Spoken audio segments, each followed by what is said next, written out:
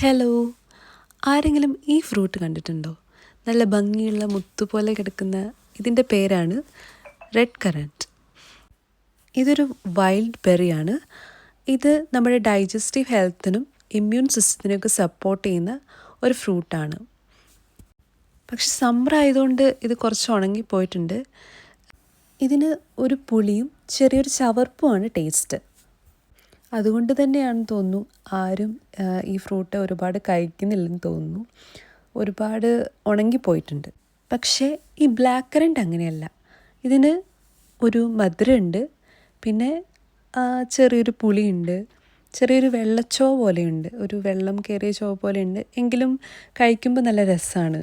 ഈ ഫ്രൂട്ടും immune സിസ്റ്റത്തിനെ support ചെയ്യാനും vision improve ചെയ്യാനൊക്കെ നല്ലൊരു ഫ്രൂട്ടാണ്. നല്ല ബെനിഫിറ്റ്സ് ഉള്ള ഒരു ഫ്രൂട്ടാണ്.